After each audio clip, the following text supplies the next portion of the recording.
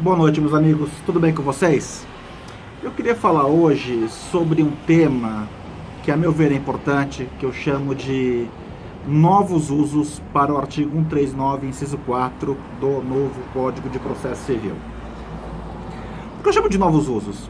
Quando começou essa discussão doutrinária, se pode penhorar, se pode suspender passaporte, se pode suspender CNH de devedor, eu fui frontalmente contra. O objeto do meu livro, que estou publicando agora pela Luauri, é exatamente sobre isso, tá?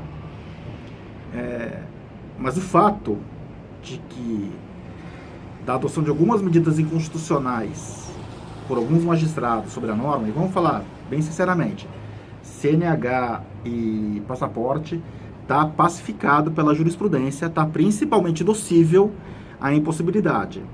CNH, em alguns julgados trabalhistas, se admite, mas também não é maioria. Os passaportes, esquece.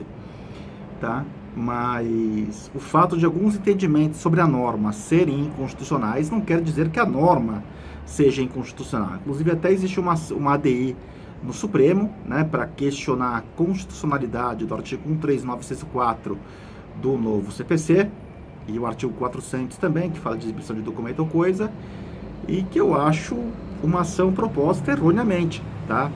Porque, na verdade, qualquer norma permite em si uma interpretação inconstitucional. Vamos dar um exemplo. Um juiz que determine a prisão de um menor infrator que tenha cometido homicídio, tá? Esse menor infrator com 15 anos de idade matou alguém, tá? O juiz pega e aplica a esse menor o artigo 121 e manda e determina ele seja julgado no tribunal do júri. Obviamente que essa interpretação é ilegal e é inconstitucional, não é isso? Claro que é.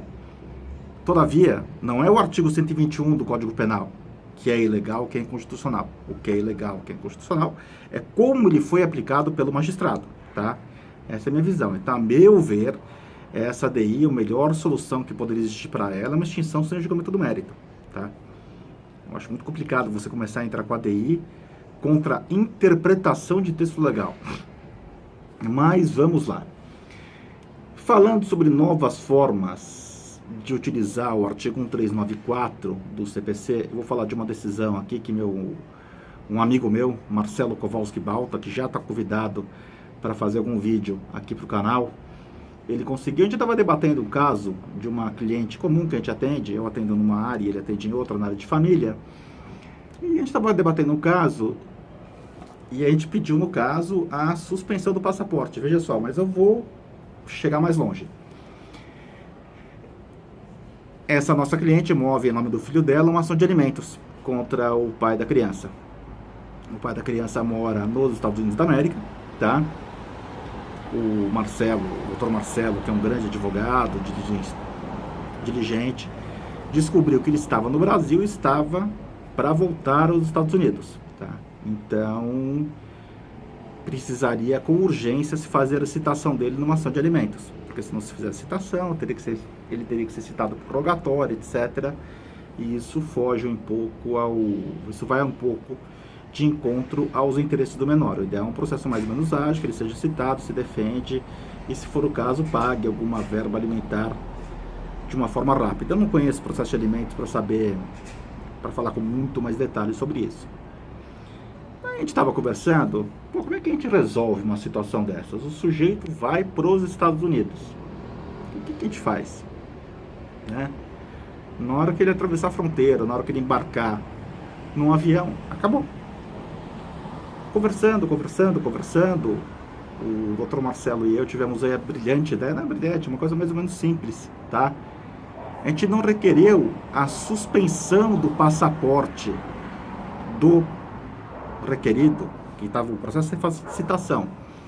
A gente não requereu a suspensão do passaporte dele para que ele pagasse a dívida. A gente requereu a suspensão do passaporte dele para que ele pudesse, ao menos, ser citado nos autos. E a gente foi despachar isso com a magistrada.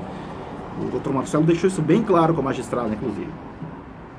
Pegou e falou: olha, excelência, eu não quero a suspensão, eu não quero violar o direito de ir e vir dessa pessoa. Eu só quero garantir que ela seja efetivamente citada, tá? Porque, vamos lá, quando a gente debateu esse caso do ponto de vista mais acadêmico, o que o artigo, o inciso 4, o polêmico inciso 4 diz: determinar todas as medidas indutivas, coercitivas, mandamentais, subrogatórias necessárias para o cumprimento de ordem judicial. Vamos parar por aí. Bom, existe ordem judicial mais importante de ser cumprida, que é aquela que determina o início da relação processual, que é a ordem de citação? Eu acho que não, né? Você não vai ter uma execução se não tiver uma citação válida anteriormente a ela.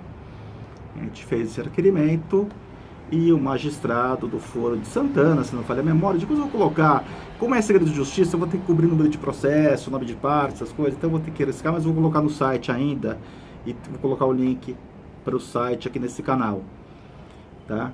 Mas a gente explicou isso para o juiz, que a gente não queria a proibição dele, a gente quer que ele continue trabalhando nos Estados Unidos, ganhando seu dinheiro, etc, etc, etc, até para poder pagar a pensão para o filho, mas que era importante temporariamente suspender-se o passaporte dele para que ele pudesse ser citado, senão o processo perderia objeto. Uma rogatória brincando demora 2 ou 3 anos, tá?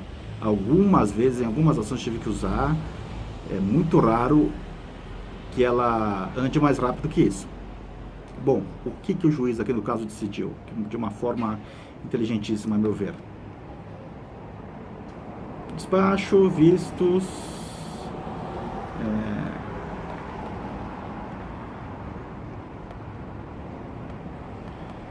Ó, despacho da magistrada, tá? Despacho da magistrada, doutora Flávia.